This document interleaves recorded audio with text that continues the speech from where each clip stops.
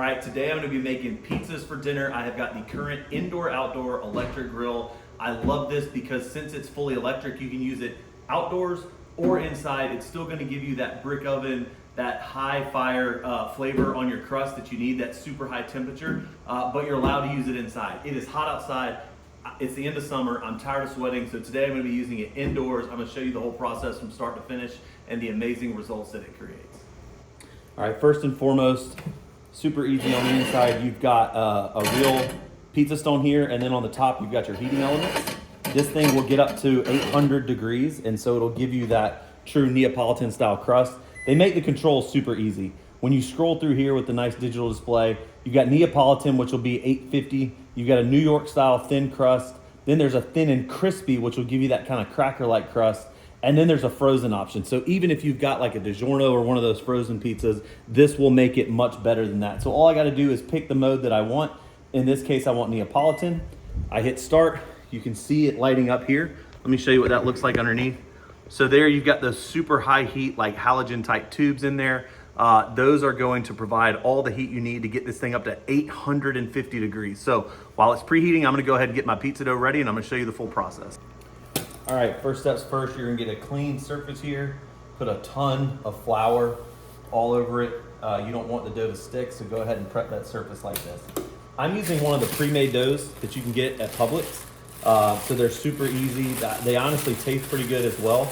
All you need to do is let them sit out of the refrigerator for about an hour before you're gonna make them, and it kind of rises and gets ready to go. I'm actually gonna make 2 pizzas out of this, so I'm gonna cut this in half and show you how I prep them both.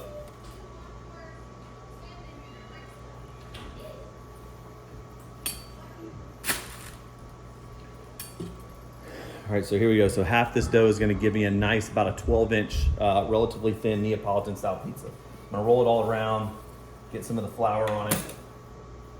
Go ahead and put this here. Sometimes this Publix dough isn't it's not the easiest to work. And so depending on the day and the batch that they've made, sometimes you need to roll it out and sometimes you don't. It kind of just depends. I like to put a little edge on it and then I'll try to work it around, you know, like you would in a real pizza shop. Some days it's just got too much, it's just too strong and it just doesn't want to stretch. It's like it hasn't fully relaxed yet. And you got to kind of like work that out of it either by doing this a ton, or if you get impatient, you can take a roller to it, which I may end up doing here.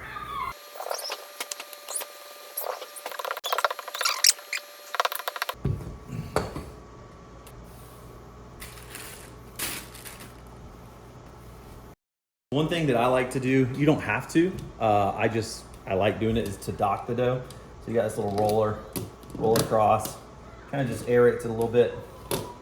I'm gonna do it on both.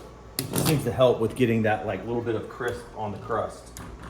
One little trick I like to do is use cornmeal instead of flour. The cornmeal is just a little bit more coarse, and so it's a little bit more of like a sandy texture, and it seems to help prevent the dough from sticking better, in my experience, than flour. So I'll put that on. Now the other thing I like to do is hit it with just a little bit of olive oil. Again, not necessary at all. It's just something I've seen some of the pizziolos that I admire do, and so I'm gonna copy them. All right, here we go. My family and I do not like a ton of tomato sauce, and so I'll put about 4 dollops, spread it out, leave about a ½ inch on the edge for the crust. That's it for our sauce. Now I'm gonna add the mozzarella. Pizza people know this, but you need full whole milk mozzarella. You don't want part skim or anything like that. And you don't want the pre-shredded stuff either. The pre-shredded stuff contains anti-caking agents that are gonna prevent it from melting properly. And so even though it can be a bit of a pain, shredding this is gonna make a huge difference versus the pre-shredded stuff. Now our pepperonis is the only thing left. Really no tips or tricks here. This is purely just a preference thing. All right, there we go. All right, the oven's almost ready here. So it alternates between 850 as my set point and 836 as actual. I got my pizza here. What you're gonna notice about this that you cannot get in the oven is this crust. This is raw crust. In 2 minutes, and really less than 2 minutes, it's gonna cook, it's gonna bubble up, it's gonna get that leopard spotting on the top, and it's gonna be perfectly cooked on the bottom. You cannot get that in a regular oven because they simply don't get hot enough. The best an oven's gonna get to is 500 or 550 depending on your setting. This is gonna go all the way to 850, which is the temperature of a wood-fired oven. So it's about to hit 850, it's gonna beep at me and let me know. And then when I'm ready to go, I'm just gonna hit the button. So I'll slide the pizza in, press start, and it'll start the timer. So you'll see that in action right now.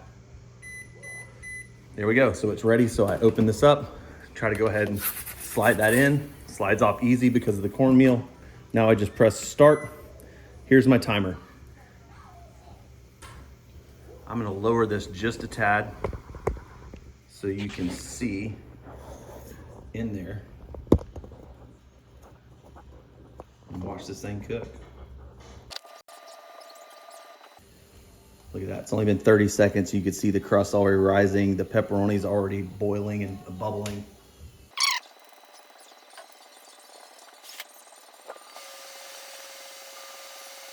All right, when this is done, it's gonna end itself. I'll be able to slide this in, take it out, and then I can press the button and hit reheat cook or repeat cook, and it'll get ready to do the same thing again on my second pizza. So 3 more seconds here.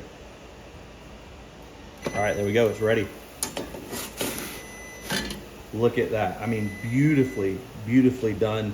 Crust, perfectly cooked, leopard spotting on top. Look at the pepperoni, curly, perfectly done. I mean, absolutely just a pizzeria level pizza in 2 minutes from an indoor electric pizza oven. Now I just press my repeat cook button. It'll start the reheating process again. I can get to work on my second pizza. All right, here we go. We've got these 2 beautifully cooked pizzas. It took less than 4 minutes total to cook both of them. I'm gonna show you what the crust looks like on the bottom of this one, just so you can see what I mean when I say this is results you cannot get in an oven. So look at the bottom of this. Just perfectly cooked. Expert leopard spotting here. Same here, look at this. You've got the bubble, just perfectly cooked. It's soft on top, a little bit of crisp on the bottom. Just absolutely delicious. Cannot replicate that in the oven. Now I'm gonna hit it with a little bit of my secret weapon. This is like a basil oil that I make. I just blend up basil and a little bit of basil, a little bit of olive oil, salt, a couple other seasonings. Do a little bit of that, and it kind of gives you the taste of some fresh basil on it, but without it having been cooked or scorched. Just a delicious adder, but could not be happier with this oven. It does everything that a high-end wood-fired pizza oven does, except it's fully electric, so you can use it inside, outside, wherever you want.